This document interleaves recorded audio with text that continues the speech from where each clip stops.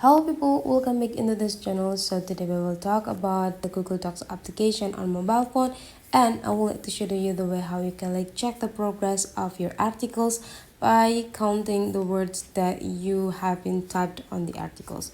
Open your Google Docs application on your mobile phone, and then you just need to wait until it's perfectly open. Make sure that you are already logged in with your account here, and then you just need to open the articles that you want to count the words in, and then please just go click this three small dot on the top right corner, and there will be a word count down here. Just go click it, and there will be showing up the information about the amount of the word that you just used. So I used already 490 words. So if the requirements is 500, then I need to make 10 words more to fill in the requirements.